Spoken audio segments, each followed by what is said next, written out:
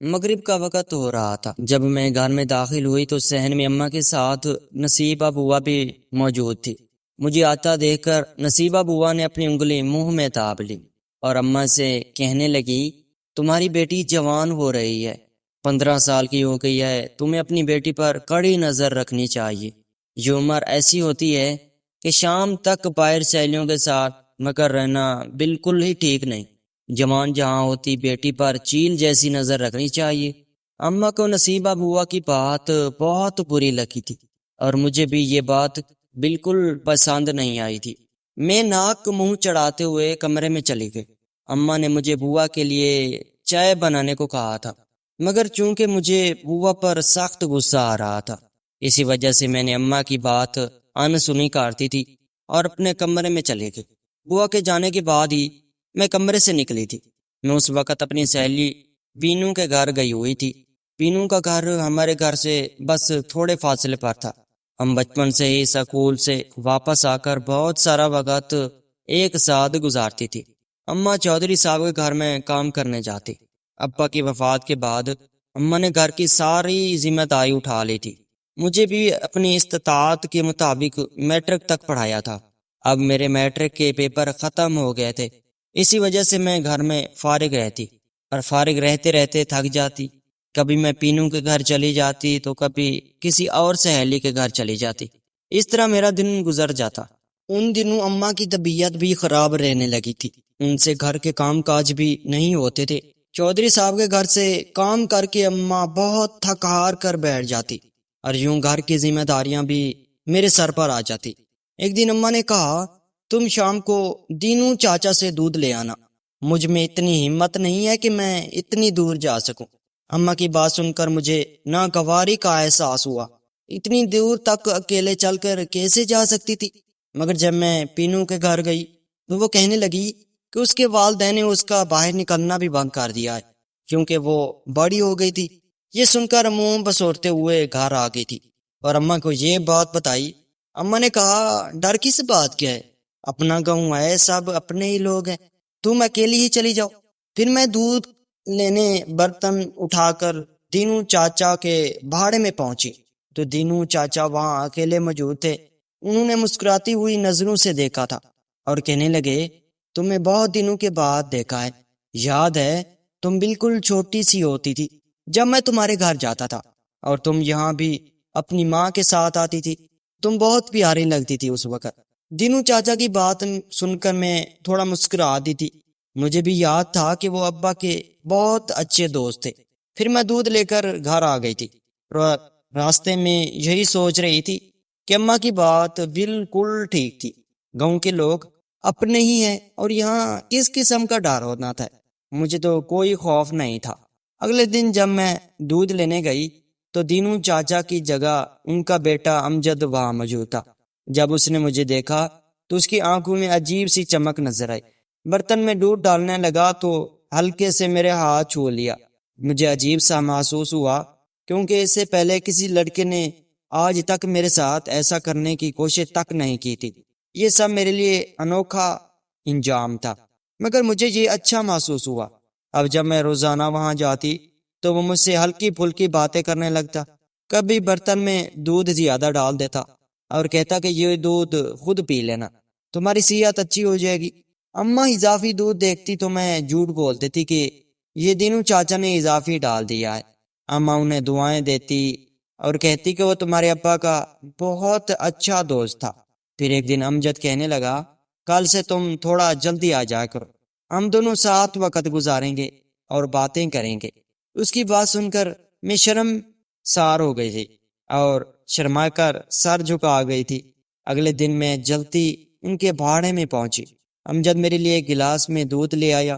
مجھے دودھ پینا پسند نہیں تھا مگر اس کے اصرار پر میں نے وہ گلاس تھام لیا۔ اچانک ہی میرا ذہن غنودگی میں ڈوبنے لگا تھا، نہ جانے کب تک میں سوتی رہی۔ جب ہوش میں آئی تو امجد میرے سامنے کھڑا تھا، وہ مسکرا رہا تھا۔ تم بہت دیر تک سوتی رہی ہو، میں کافی دیر سے تمہارا انتظار کر رہا تھا کہ تم جاگو اور میں تم سے بہت ساری باتیں کروں۔ اس کی بات سن کر میں شرمندہ سی ہو گئی۔ پھر جب میں گھر آئی تو یہی سوچ رہی تھی کہ اچانک مجھ پر اتنی نیند کیوں طاری ہو گئی تھی۔ اس کے بعد 3 سے 4 بار میرے ساتھ ایسا ہی ہوا۔ جب بھی میں گلاس تھامتی مجھے نیند آنے لگ جاتی، اور مجھے شک ہونے لگا تھا کہ اس دودھ میں کچھ نہ کچھ تو تھا ہی، جس کی وجہ سے مجھے غنودگی طاری ہو جاتی تھی۔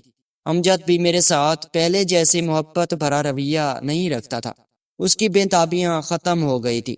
جب میری طبیعت میں تبدیلیاں آنے لگیں، مجھے احساس ہوا کہ میرے وجود میں کچھ تبدیلیاں ہو رہی ہیں۔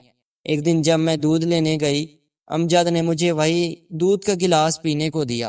میں نے اسے پیاس لگی ہوئی بہانہ بنا کر کہا تھا اور پانی لینے بھیجا۔ اس دوران میں نے وہ دودھ کا گلاس پھینک دیا اور امجد کے آنے پر آنکھیں بند کر لی۔ امجد جب کمرے میں آیا تو مجھے سوتا ہوا دیکھ کر ہنس پڑا تھا۔ اس لڑکی سے میں نے جتنا فائدہ اٹھانا تھا اٹھا چکا ہے، آج آخری بار اس سے فائدہ اٹھا لیتا ہوں، پھر اس سے جان چھڑوانے کی کوشش کرتا ہوں۔ یہ سنتے ہی میں نے اچانک اپنی آنکھیں کھولتی۔ امجد گڑ پڑا گیا اور کہنے لگا، تم تو سو رہی تھی نا، یہ سب کیا ہے؟ تم جا کیسے گئی؟ میں نے اس کا گربان پکڑ کر کہا، جو کچھ تم نے میرے ساتھ کیا ہے میں اس کے لیے تمہیں کبھی معاف نہیں کروں گی۔ تم نے میری عزت کے ساتھ کھیلا ہے، میرے بھولے پن اور جذبات کا فائدہ اٹھایا۔ تبھی مجھے باہر کھٹکی کی آوازیں سنائی دی۔ امجد گھبرا کر باہر بھاگا، مگر دیکھا کہ باہر کوئی نہیں تھا۔ پھر میرے پاس آ کر کہنے لگا، تم یہاں سے دفع ہو جاؤ، تم جیسی لڑکی سے شادی کرنا تو دور کی بات، میں تمہاری شکل بھی نہیں دیکھنا چاہتا۔ امجد کی الزام تراشی پر میری آنکھیں پھٹی کی پھٹی رہ گئی تھی۔ یہ سب کچھ اس نے زبردستی کیا تھا، میری رضامندی شامل نہیں تھی۔ میں نے اسے کہا کہ مجھے اپنا لو، مجھے اپنا نام دے دو، ورنہ میں بدنام ہو جاؤں گی، اماں جیتے جی مر جائے گی۔ مگر وہ مجھے دھتکار کر چلا گیا تھا۔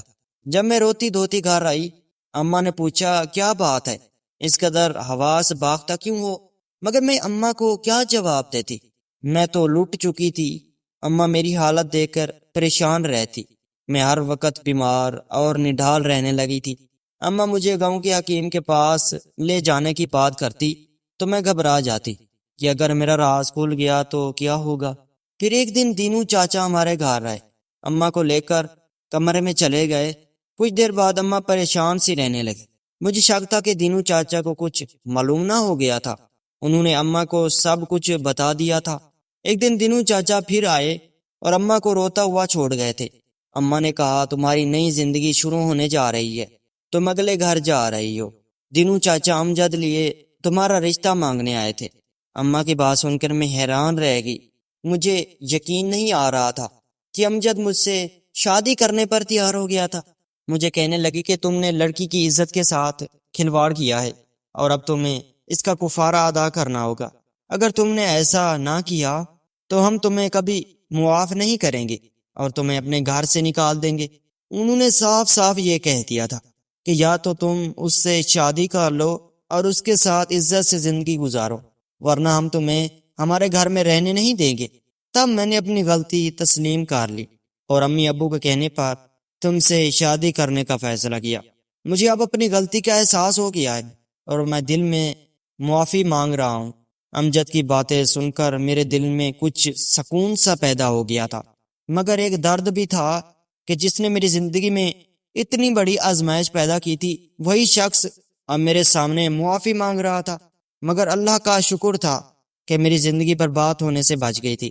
اب ہمیں ایک ساتھ نئی زندگی کی شروعات کرنی تھی اور ماضی کی تلخ یادوں کو بھلا کر آگے بڑھنا تھا۔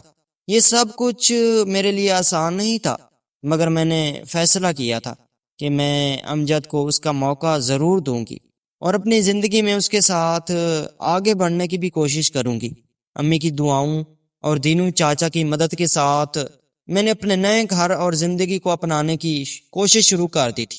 اللہ کا شکر تھا کہ امجد نے اپنی غلطیوں کا احساس کر لیا تھا اور وہ واقعی اپنی زندگی کو بہتر بنانے کے لیے سنجیدہ تھا۔ ہم دونوں نے مل کر اپنی نئی زندگی کی تعمیر شروع کر دی اور اللہ سے دعائیں کی کہ ہمیں کامیاب اور خوشگوار زندگی نصیب ہو۔ وقت کے ساتھ ساتھ ہمارے درمیان محبت اور احترام بڑھنے لگا اور ہم ایک دوسرے کے ساتھ مضبوطی سے جڑ گئے تھے۔ ناظرین، یہ تھی ہماری کہانی۔ ناظرین، صبر کا پھل میٹھا ہوتا ہے۔ ناظرین اس طرح کی پیاری ویڈیوز دیکھنے کے لیے ہمارے چینل کو سبسکرائب کر لیں، شکریہ۔